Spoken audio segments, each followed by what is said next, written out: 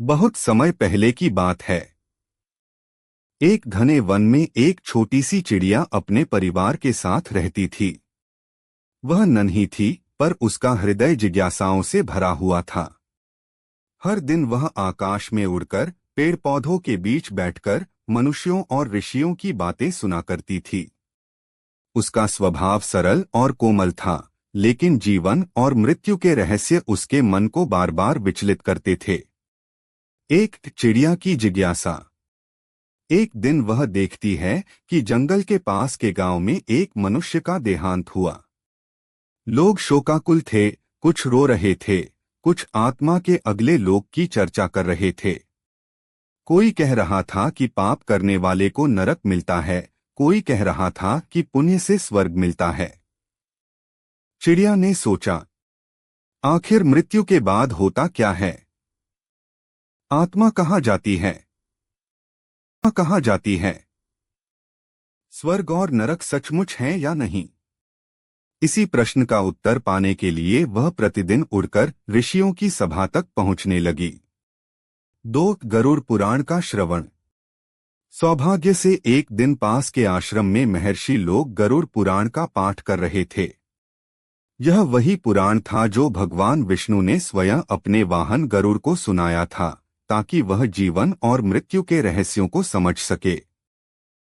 चिड़िया पेड़ पर बैठ गई और ध्यान से सुनने लगी। ऋषि कह रहे थे, हे गरुड़, मृत्यु सत्य है। प्रत्येक जीवात्मा इस शरीर को छोड़कर अपने कर्मों के अनुसार गंतव्य प्राप्त करती है। जो सत्कर्म करता है वह स्वर्ग और मोक्ष की ओर बढ़ता है। जो पाप कर्म करता है वह नरक में जाता है और दुख भोगता है। यह सुनकर चिड़िया की आंखें चमक उठीं।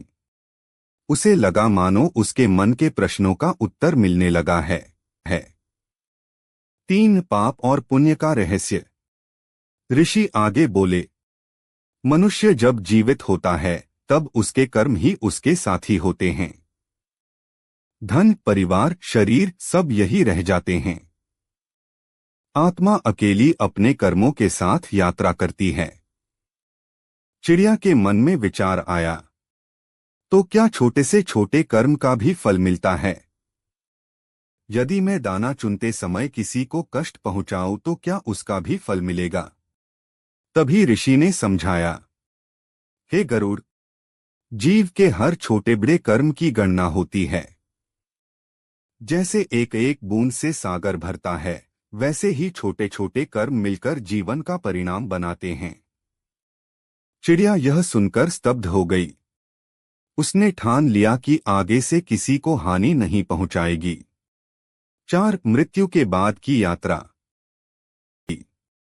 4 मृत्यु के बाद की यात्रा। गरुड़ पुराण के वर्णन में ऋषि बता रहे थे कि मृत्यु के बाद आत्मा यमदूतों के साथ पथ पर चलती है। वह मार्ग कठिन, डरावना और पीड़ादायक होता है। यदि जीव ने जीवन भर धर्म किया हो तो देवदूत उसे सुरक्षित ले जाते हैं। चिड़िया के मन में भय भी हुआ और करुणा भी। उसने सोचा, बेचारे जीव कितनी कठिन यात्रा से गुजरते होंगे। कितना अच्छा हो अगर सब लोग अच्छे कर्म करें ताकि मृत्यु के बाद दुख न झेलना पड़े। 5 दान और सत्कर्म का महत्व।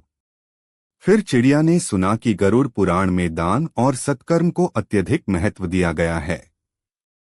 ऋषि कह रहे थे, जो मनुष्य जल, अन्न, वस्त्र, आश्रय और शिक्षा का दान करता है उसे मृत्यु के बाद देवता समान सम्मान मिलता है। चिड़िया ने मन ही मन संकल्प किया, भले ही मैं छोटी सी चिड़िया हूं, परंतु मैं भी दूसरों के लिए कुछ कर सकती हूं। दाना चुनकर अपने बच्चों को खिलाने के साथ साथ दूसरों चिड़ियों और जीवों के साथ बांट सकती हूं। यही मेरा छोटा सा दान होगा। 6 मोक्ष का मार्ग। कुछ समय बाद ऋषि गरुड़ पुराण के उस भाग का पाठ करने लगे जिसमें मोक्ष का मार्ग बताया गया है। हे गरुड़, केवल पुण्य कर्म ही पर्याप्त नहीं, बल्कि परमात्मा की भक्ति और नामस्मरण से जीव पुनर्जन्म के चक्र से मुक्त हो सकता है। विष्णु का स्मरण, सत्य का पालन और अहिंसा का मार्ग ही मुक्ति का द्वार है। यह सुनते ही चिड़िया का हृदय आनंद से भर गया।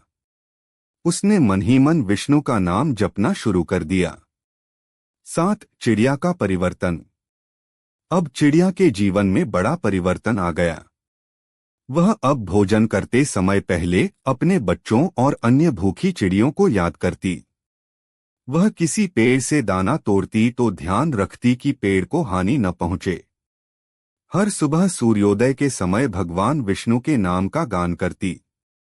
धीरे धीरे उसके साथी चिड़ियों ने भी उससे प्रेरणा लेकर भक्ति और दया का मार्ग अपनाया। 8. मृत्यु का सत्य। वर्षों बीत गए। वह छोटी चिड़िया अब वृद्ध हो चली थी। एक दिन उसका समय पूरा हुआ। वह शांत होकर वृक्ष की डाल पर बैठी और भगवान विष्णु का नाम स्मरण करते हुए देह त्याग दिया।